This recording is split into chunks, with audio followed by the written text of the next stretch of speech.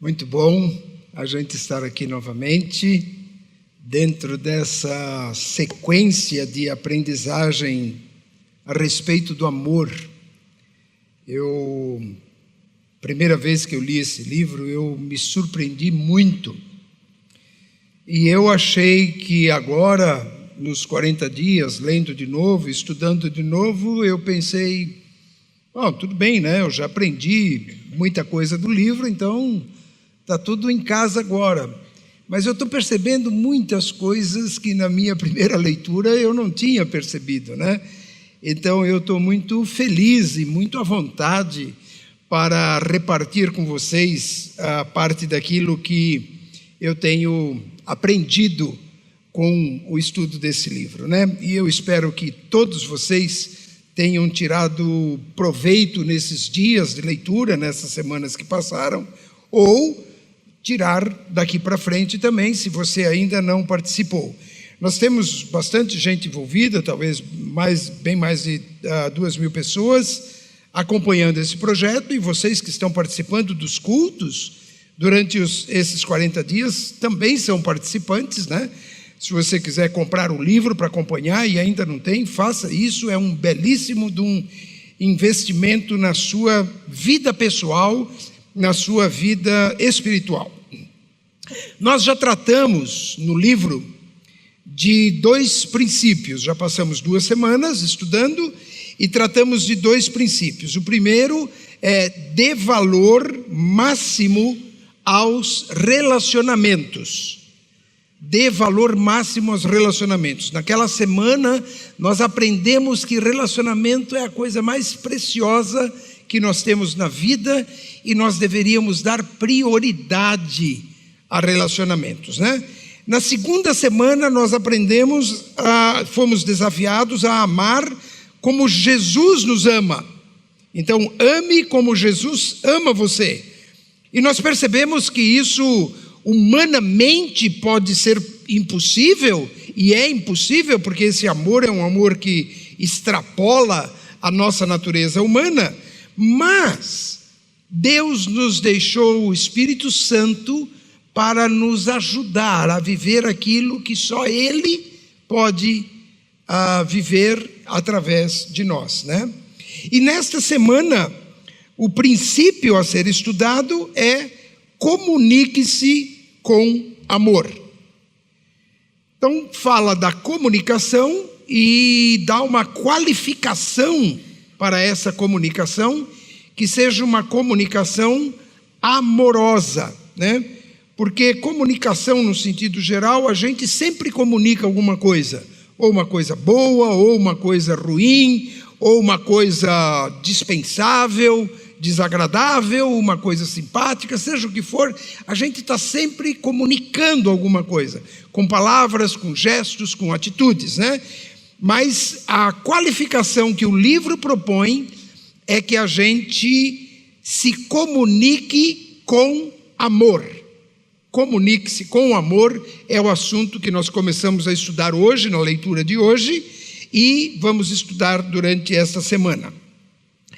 E o título que eu tirei para a nossa palavra, ele vem de uma experiência que eu vivi, conheci essa história de perto, numa vez em que alguns homens lá da igreja em Porto Alegre, onde eu pastoreava, nós decidimos ir até a Argentina e conhecer alguns lugares, mas especialmente subir no Monte Aconcagua, que é um dos montes mais famosos do mundo, provavelmente depois do Everest é o monte mais desejável para ser escalado pelos alpinistas, pelos profissionais. Nós não íamos fazer nada disso, nós íamos subir até o primeiro acampamento, a primeira plataforma, para que as pessoas usam para depois então fazer a subida até em cima. Mas a gente já estava a quase 3.000 metros de altura e íamos subir até esta plataforma que fica acho que 3.200 metros de altura. E o monte lá, a montanha vai até quase 6.800 metros. Muito bem, quando nós chegamos lá tinha 3 metros de neve e nós não podíamos subir, mal dava para a gente entrar no portal do parque. E do lado do portal do parque tem um cemitério de alpinistas que morreram tentando escalar o Aconcagua. E a gente olha para aquilo, é tudo muito impressionante, né? Você vê as cruzes com os tênis ou com as botas penduradas, né, na haste horizontal da cruz, e alguns outros apetrechos. E me chamou a atenção um deles que tinha os tênis ou botas, sei lá o que era aquilo, o calçado apropriado, né, pendurado ali na haste da cruz, e tinha várias outras coisas, inclusive um monte de corda, e uma daquelas cadeirinhas que o alpinista usa, tipo de couro ou de coisa assim, que é para ele se segurar, caso ele caia, ele fica seguro naquilo quando ele está preso na corda. Aí a gente foi conhecer a história daquele alpinista. Tem muita coisa que se conta dele que eu acho que está virando lenda, então a gente não sabe exatamente o que é, mas eu vou contar a história como nos foi contada, a história oficial, vamos dizer assim. Esse camarada era um alpinista profissional, conhecia muito bem todos os segredos do alpinismo, e ele decidiu subir o Aconcagua sozinho. Ele já tinha subido o Aconcagua com a equipe, mas ele decidiu, ele achou que ele realmente tinha condições, e profissionalmente ele tinha mesmo, de subir o Aconcagua, mas subiu, tomou a decisão de subir sozinho. Além disso, ele estava na última plataforma, antes daquela arrancada final para chegar no topo, e ele decidiu que ele ia até o topo e ele ia voltar para o acampamento. Então ele deixou tudo que ele tinha na barraca dele no acampamento. E foi então para chegar até o topo e voltar, dormir ali e depois descer. Está feito, o projeto dele está cumprido e tal. Só que quando ele estava subindo, a 100 metros do pico, quando ele já estava numa parte lá, que se vocês conhecem a Aconcagua, é praticamente só pedra, é só pedra que tem ali. E ele pegou uma tempestade de neve, e ele passou uma dificuldade tremenda para conseguir se prender nas rochas e usar aquela corda comprida que ele tinha, sei lá quantos metros de corda, e ele foi com aquela tempestade e tudo demorado, tudo dificultado. Muito bem, ele numa certa altura, quando já estava começando a escurecer de tanta dificuldade que ele tinha, a corda escapou de um dos pinos e ele caiu. Ele ainda estava com a corda presa no pino mais de cima, mas o pino onde ele estava preso escapou e ele caiu e foi caindo pela corda, e não sabia onde ele estava caindo, porque estava no meio da tempestade e já estava escurecendo, e de repente ele sofre aquele tranco e para de cair. Ele ficou pendurado, e segundo a imaginação dele, ele estava pendurado num abismo, e ele não sabia o que fazer. Nesse processo de ele cair, ele acabou perdendo todos os outros apetrechos que ele tinha, inclusive o casaco mais quente que estava ao redor dele por causa da tempestade. No meio de ele cair com tudo isso, ele acabou perdendo o casaco e perdeu praticamente tudo que ele tinha em mãos, só ficou pendurado naquela corda, sentado naquela cadeirinha. Aquele homem não sabia onde ele estava, não sabia o que estava acontecendo, e ele ficou ali pendurado e morreu de frio naquela noite. Ele foi achado alguns dias depois, e mal ele sabia, ele estava a 20 centímetros do chão, e era uma plataforma aonde ele podia ter descido e poderia ter caminhado até o acampamento dele, mas ele nem tinha visto o chão. 20 centímetros entre a vida e a morte. Então, o texto, o título do que eu quero compartilhar com vocês vem disso, porque comunicação é uma coisa que acontece primeiro em nós, entre a cabeça e o coração, e são 20 centímetros entre a cabeça e o coração. Esses 20 centímetros que todos nós temos entre a cabeça e o coração fazem toda a diferença para produzir vida ou morte, bênção ou maldição, amor ou desamor. A comunicação causa tudo isso. O livro apresenta uma estatística, o pastor Eduardo já mencionou hoje, eu quero apenas dizer para vocês, 50% das mulheres dizem que os maridos não se comunicam com elas. 86% dos divorciados dizem que a causa do divórcio foi uma falha na comunicação. 25% dos jovens dizem que nunca tiveram uma conversa significativa com os pais. Vejam, comunicação não é uma coisa só da cabeça, ou só da língua, só de palavras. É uma coisa que funciona também com o coração. E quando isso não está funcionando, produz a morte. Não produz a bênção. Então o título da minha palavra é 20 centímetros entre o amor e o desamor. Eu estou usando desamor para falar o que é o contrário do amor, sem procurar outras coisas aí, como ódio, ou raiva, ou ressentimento, seja lá o que for. Amor e desamor. É quando tem amor e quando não tem amor. A gente pode comunicar com amor ou pode comunicar sem amor. Então, 20 centímetros entre o amor e o desamor, que é aquilo que a gente sabe e aquilo que a gente faz de coração, ou aquilo que a gente sabe e não faz de coração. Eu quero começar tratando de dois textos bíblicos. O primeiro está em Provérbios capítulo 12, versículos 17 a 19. Observem esse texto, Provérbios capítulo 12, versículos 17 a 19.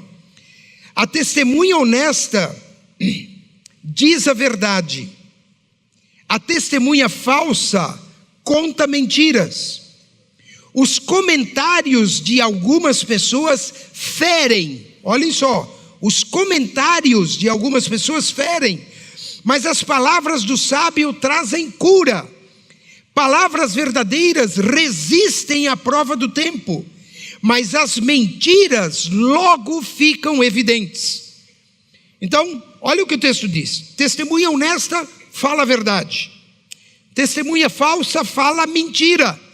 Então, sempre que nós falamos a mentira, nós somos testemunhas falsas.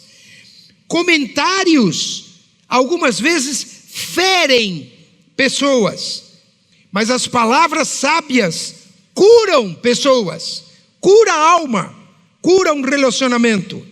A verdade resiste à prova do tempo, mas as mentiras logo ficarão evidentes, serão desmascaradas. Agora, Provérbios capítulo 15, versículos 1 a 4, diz assim: a resposta gentil desvia o furor, mas a palavra ríspida desperta ira. A língua dos sábios torna atraente o conhecimento, mas a boca dos tolos despeja insensatez. Os olhos do Senhor estão em todo lugar e observam tanto os maus como os bons. Palavras suaves são árvore de vida, mas a língua enganosa esmaga o espírito. Observem, gente. A resposta gentil desvia o furor. Ele não nos atinge. A palavra ríspida, quando a gente fala, ela desperta ira. Ela não ajuda a resolver um problema de comunicação. A palavra ríspida desperta ira. A língua dos sábios torna atraente o conhecimento. A boca dos tolos despeja insensatez, que é o contrário de conhecimento, de fatos, de verdades. Os olhos do Senhor estão em todo lugar e observam tanto os maus como os bons. Deus sabe quem comunica amor e quem comunica desamor. Palavras suaves são árvore de vida, e língua enganosa esmaga o espírito. Muito bem. Agora nós vamos tratar de como comunicar com amor, ou comunicar amor, e como comunicar falta de amor. Nós vamos começar pelo negativo. Começar com como comunicar falta de amor. Agora, eu não estou dizendo isso para vocês aprenderem. Eu estou dizendo isso para nós evitarmos. Porque eu acho que todos nós vamos nos reconhecer em uma ou outra palavra dessas considerações aqui. Então, queria que você soubesse que isso é desamor, isso é errado, isso é contra o que a Bíblia ensina. Se eu ou você estamos praticando algumas dessas coisas, nós estamos fazendo errado, o contrário da Bíblia. Não é assim que Cristo nos ensinou. Então vamos lá. Como comunicar falta de amor? Primeira coisa, falsidade. Provérbios capítulo 6, versículos 12 a 14. Como são desprezíveis os perversos. Eles vivem mentindo, demonstram sua falsidade com um piscar de olhos, com um movimento do pé ou por sinais com os dedos. Seu coração pervertido trama maldade e andam sempre criando problemas. Perversos, nós vamos ver alguma coisa sobre perversidade depois, são desprezíveis, diz a Bíblia. Vivem mentindo, falam daquilo que é falso. Eles têm movimentos com os pés e com os dedos como se fossem códigos de maldade. Eles têm um coração pervertido. Eles planejam a maldade, artimanham a maldade e sempre criam problemas. A falsidade sempre cria problemas, enquanto que a verdade resolve problemas, liberta, diz a Bíblia, foi o que Jesus falou. O segundo aspecto é bajulação. Bajulação. Romanos capítulo 16, versículo 18. Gente que só elogia por interesses ocultos. Esses indivíduos não servem a Cristo, nosso Senhor, mas apenas a seus próprios interesses, e enganam os inocentes com palavras suaves e bajulação. Olha, bajulação não é coisa de Deus, gente. Se você quer fazer um elogio genuíno, não é bajulação. A bajulação é um elogio falso. A bajulação é um elogio com segundos interesses. A bajulação pode ser inclusive uma mentira, de que alguém diz que você fez uma coisa boa e não foi tão boa assim. Mas a pessoa quer agradar você por alguma razão. E às vezes nós fazemos isso com outras pessoas. Parece que a bajulação é uma forma amável de tratar as pessoas. Mas não é, é falsa, é mentira. E isso não serve a Cristo, serve aos próprios interesses de quem bajula e engana os inocentes. Palavras não cumpridas, Eclesiastes capítulo 5, versículo 5. É muito melhor não prometer, é melhor não dizer nada que fazer uma promessa e não cumprir.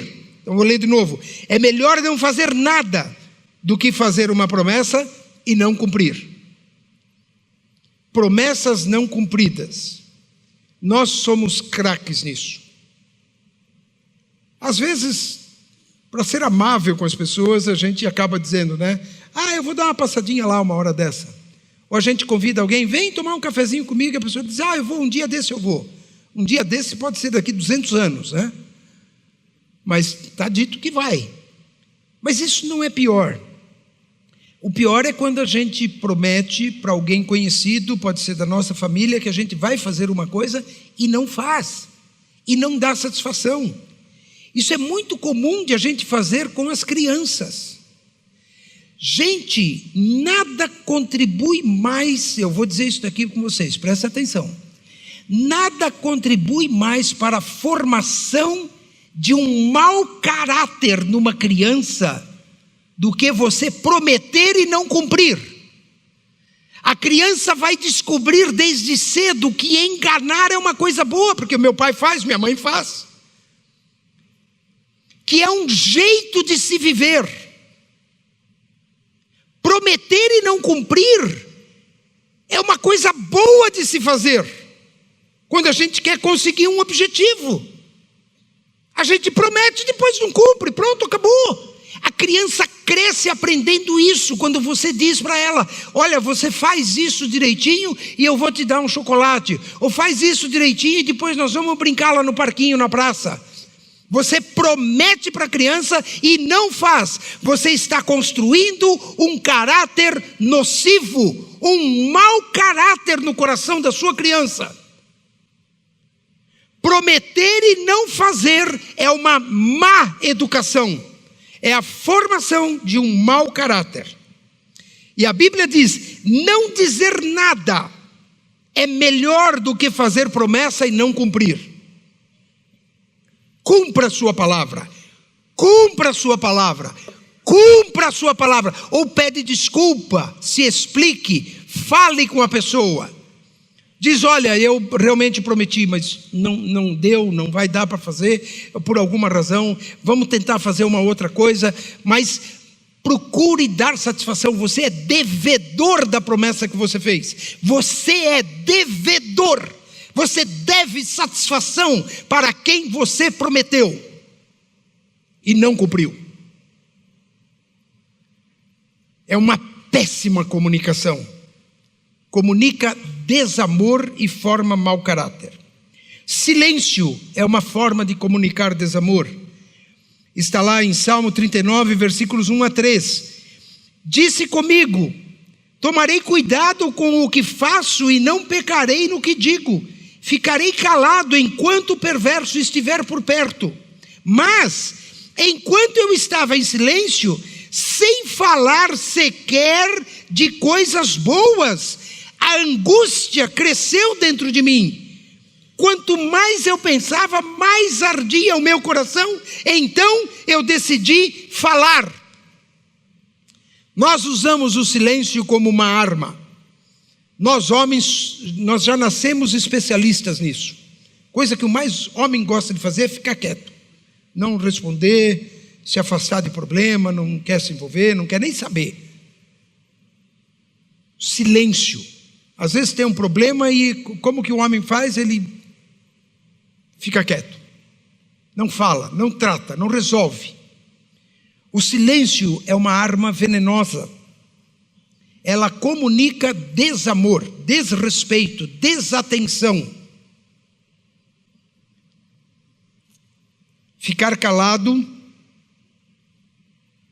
é uma forma de agredir. Desrespeito.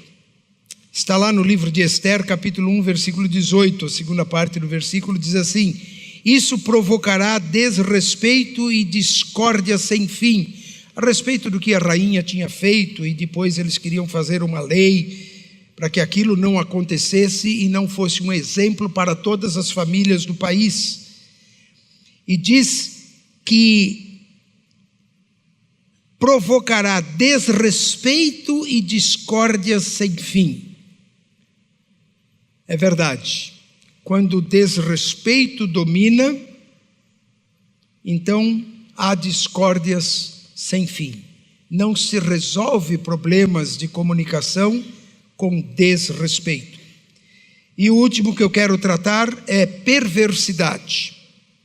E eu quero tratar com bastante cuidado esse assunto. Eu não domino especificamente esse assunto, porque é inclusive um assunto científico da área da psicologia, da psiquiatria, porque perversidade é uma doença psicológica. O que identifica essa doença é o prazer em fazer o mal para uma outra pessoa. É sentir prazer em ver o outro sofrer, ou em causar o sofrimento para o outro. Isso se chama perversidade. O Senhor, lá em Gênesis capítulo 6, versículo 5, o Senhor observou quanto havia aumentado a perversidade dos seres humanos na terra, e viu que todos os seus pensamentos e os seus propósitos eram sempre inteiramente maus. Gente, olhem na tela esse texto, eu vou ler de novo, mas preste atenção em cada palavra. Esse texto é um daqueles dos mais radicais da Bíblia.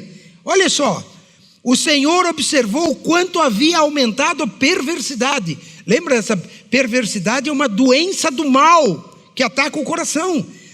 Aumentou a perversidade dos seres humanos na terra, e viu que todos os seus pensamentos e os seus propósitos, eles eram sempre, não era só de vez em quando, eram inteiramente, não era apenas um pouco, e eram maus.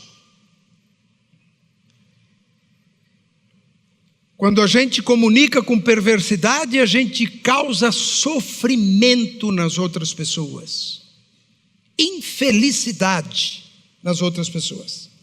Agora vamos ver o lado positivo. Como comunicar amor?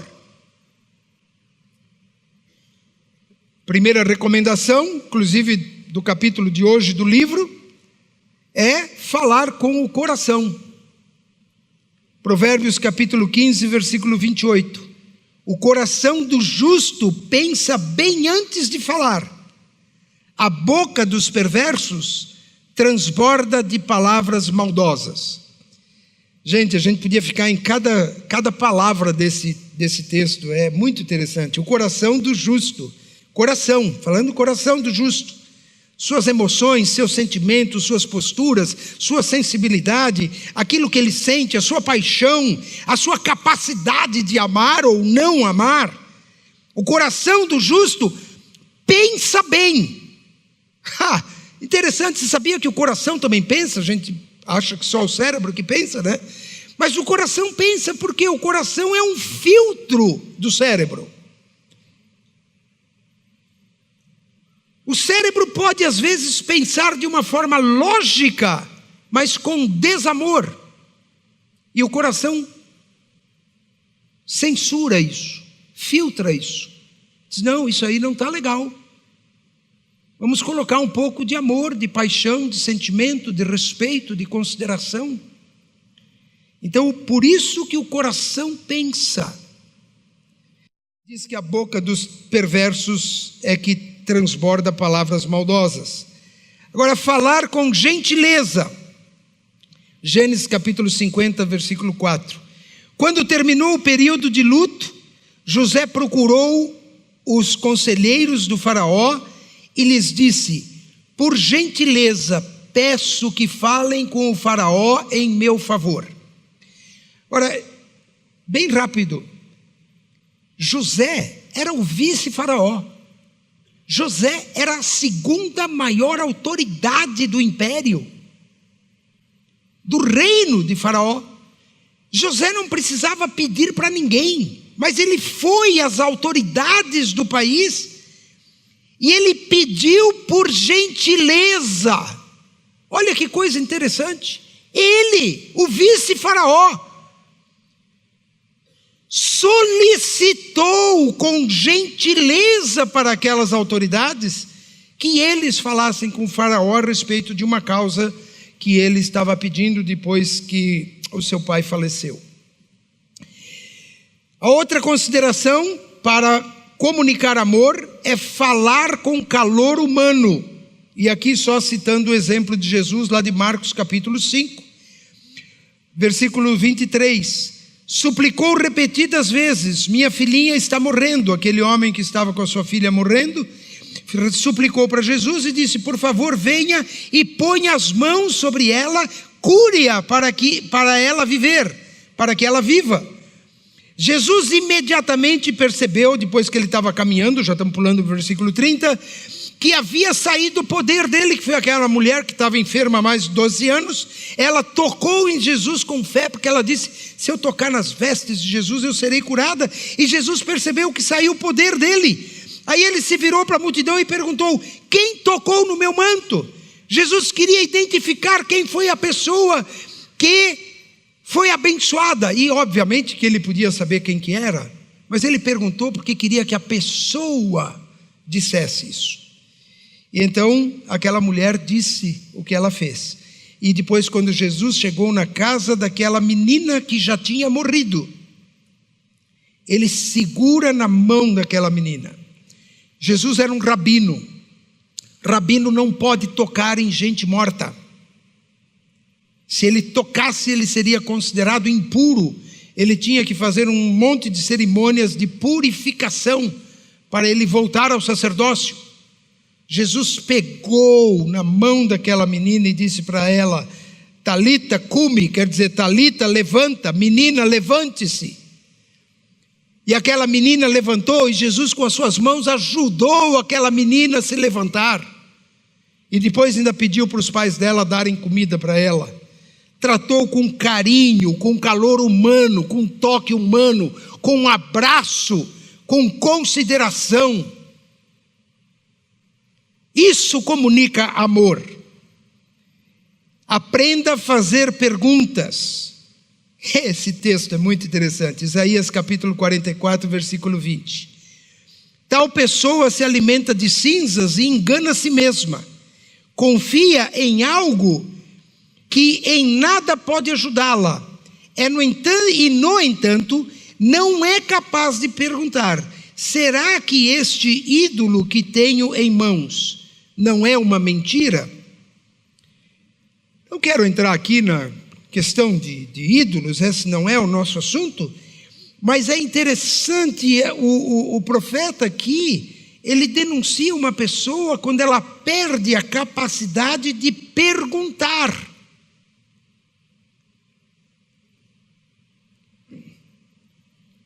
Eu vou dizer para vocês, quantas vezes nós erramos em dizer alguma coisa antes de fazer uma pergunta?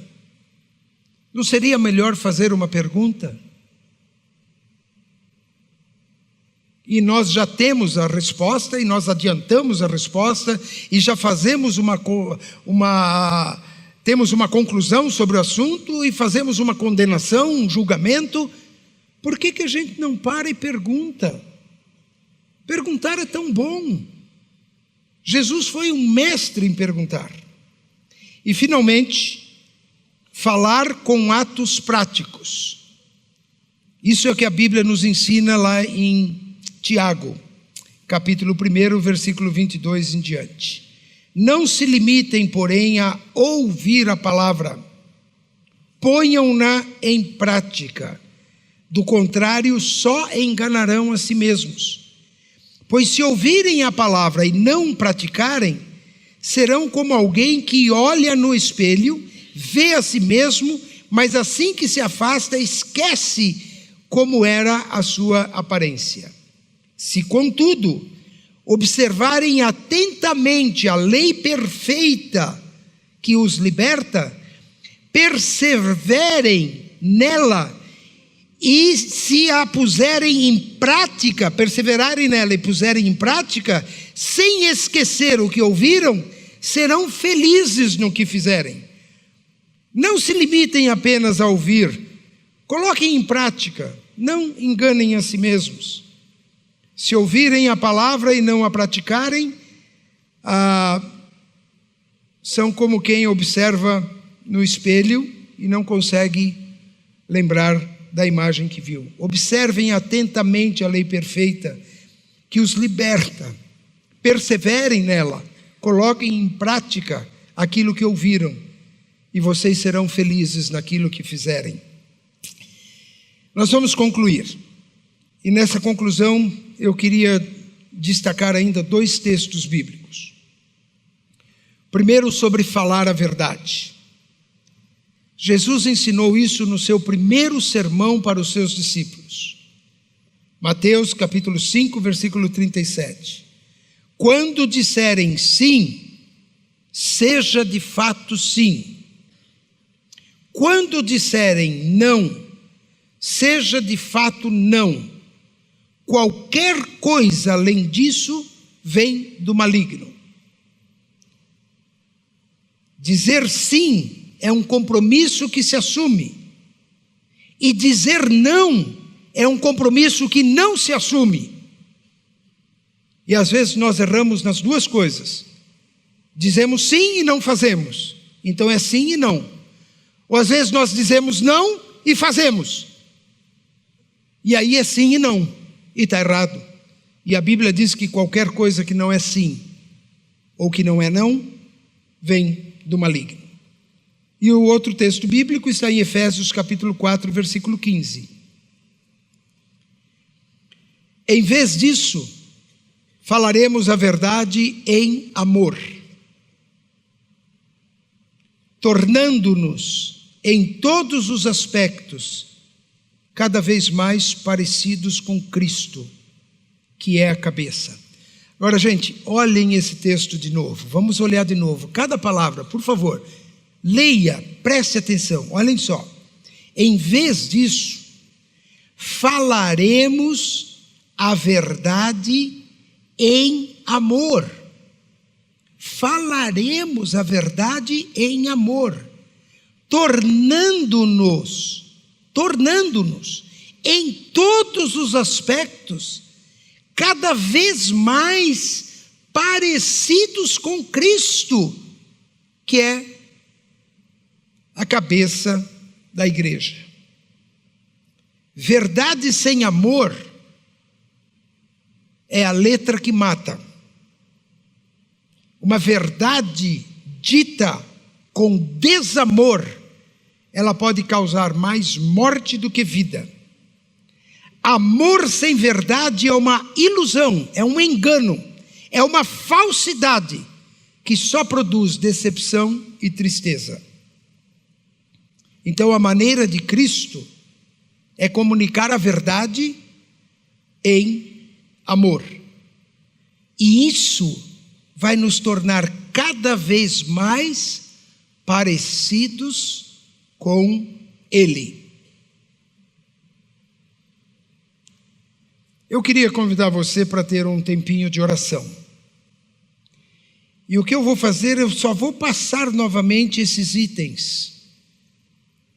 Aqueles itens que são para comunicar falta de amor, você pode pedir para Deus afastar você daquilo. Talvez não precisa se referir a todos, mas onde você tem problema, diga para Deus: Senhor, me livra disso, Senhor, me ajude a vencer isso. E naquilo que são as atitudes que promovem o amor, que o Senhor dê força para cada um de vocês desenvolver essas virtudes. Vamos curvar a nossa cabeça em oração. Peça que o Senhor livre você da falsidade. Peça de verdade que o Senhor coloque a falsidade longe do seu coração e da sua vida. Peça para Deus livrar você da bajulação. Não seja um puxa-saco barato, daquele que com más intenções fica elogiando os outros. Peça para Deus livrar você de promessas não cumpridas. Leve a sério isso. Pais, mães, maridos, esposas, não prometam o que vocês não possam cumprir. Peça para Deus livrar vocês dessas palavras fáceis de promessa que a gente faz. Silêncio. Peça para Deus tirar essa arma do seu coração, da sua vida, da sua mente. Faça silêncio apenas quando você está orando, pedindo a Deus para ter uma resposta sábia. Elabore essa resposta conforme o ensino da palavra de Deus.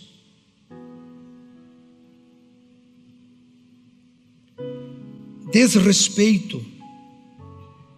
Respeite todas as pessoas, todas as pessoas. Trate com gentileza, com consideração, todas as pessoas com quem você conversar.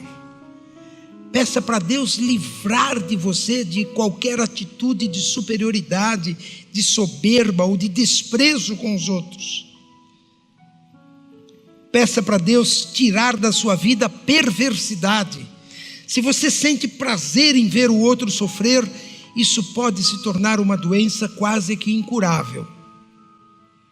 Peça livramento do Senhor para isso, para que você se torne uma pessoa que plante e semeie amor e não mal, e que se alegre com o bem e não com o mal.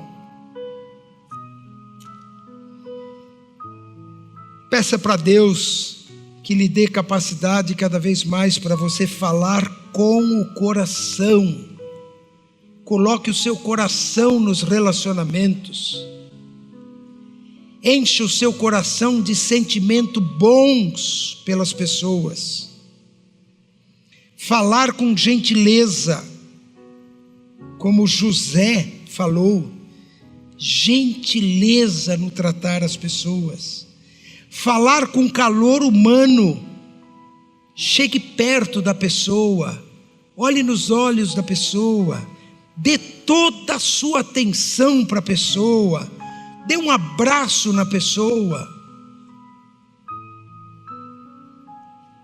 Aprenda a fazer perguntas para você saber como você pode ajudar mais alguém ou a resolver um determinado problema. E finalmente, pratique aquilo que a Bíblia está ensinando para você, você está lendo nos livros, conversando nos grupos ou aprendendo aqui nos cultos. Pratique como diz a Bíblia, e vocês serão felizes em tudo que fizerem. Senhor Jesus, abençoa, Senhor, este teu povo que está querendo aprender a comunicar amor e não desamor. E que isso a gente faça seguindo os teus ensinamentos e o teu exemplo, porque o mérito é teu, a glória é tua. Ajuda-nos apenas a seguir o Senhor e a ser mais parecido com o Senhor na nossa vida. É o que pedimos para a honra e glória do teu santo nome. Amém e amém. Que Deus abençoe cada um de vocês.